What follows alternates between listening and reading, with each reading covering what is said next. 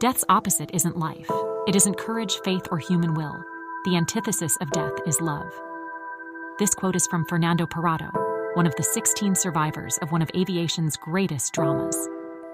In the book Miracle in the Andes, Parrado recalls the tragedy, noting that not even the grandeur of the Andes could smother the power of this emotion.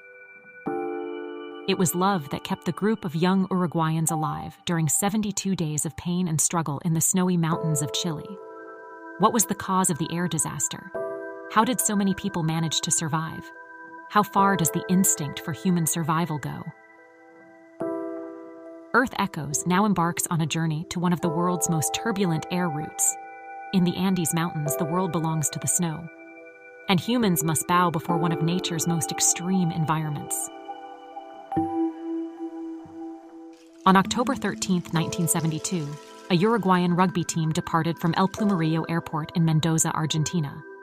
Their final destination was Santiago, the capital of Chile, on the other side of the tallest mountain range in the Americas, the Andes. Young people in their 20s boarded Flight 571 of the Air Force, heading to the sports-friendly event with friends and family. On board were 45 passengers, including crew members, friends, and members of the Old Christians Club. What no one could foresee was the change of route that would be plotted on that day. It all began the day before in Montevideo, Uruguay.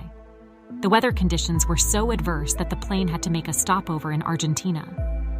The following day, the weather hadn't improved, but the pilots decided to proceed with the journey towards Chile. The group boarded precisely at 2 p.m., when the warmer afternoon air rises, increasing atmospheric instability. Despite being a short flight, the route involved several challenges. First, the plane must climb to a great altitude to surpass the towering mountain ranges. Then, the flight also required an equally rapid descent to reach the landing strip without mishaps. With impaired visibility and weather conditions, the pilots flew entirely by instruments. From the windows, only thick clouds covering the snowy peaks were visible. The actual winds were 15% stronger than forecasted on the flight charts, pushing the plane 50 kilometers further north. Despite the commander's experience, who had flown that route at least 20 times, the plane veered off the planned course. At this point, the pilots believed they had already cleared the Andes when they requested authorization to land. Only when they descended and regained visibility did they realize the mountain's proximity.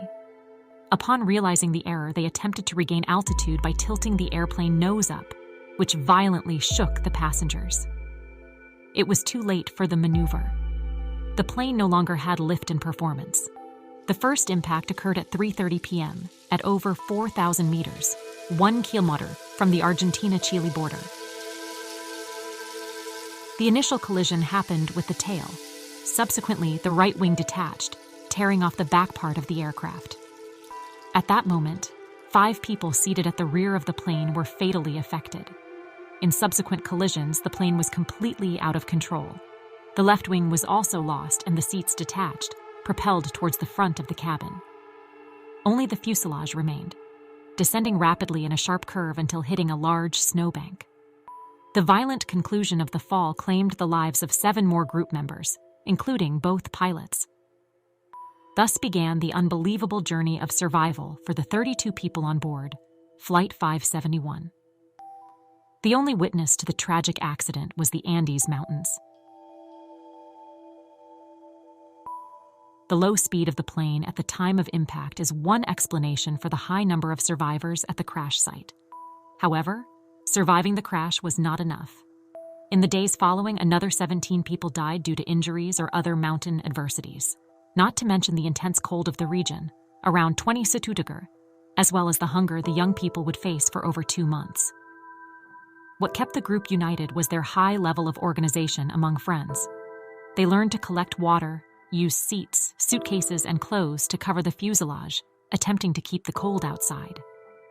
Inside the plane, they huddled together in a small space, sleeping embraced to keep each other warm.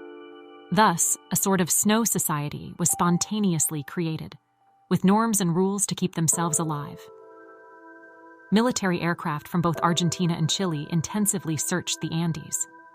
From the skies, rescuers couldn't spot either the people or the aircraft wreckage embedded in the white snowscape.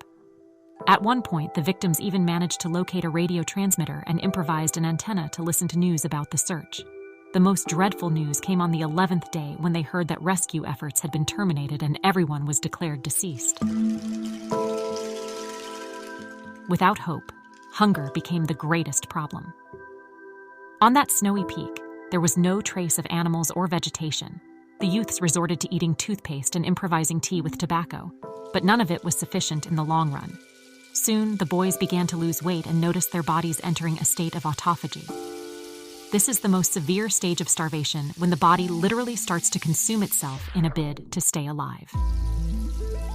The moment of the most difficult and delicate decision had arrived, one that would mark the lives of these survivors forever. The deceased family and friends were preserved by the cold and would serve as an important source of protein for the living. The youths were Catholic and feared committing mortal sin, but they succumbed to the desperation of hunger. The Pact of the Snow Society was sealed, which would impress the world with its accounts of human survival capability. In addition to hunger, cold, and injuries, the group also had to deal with the snowstorms and strong constant gusts of wind.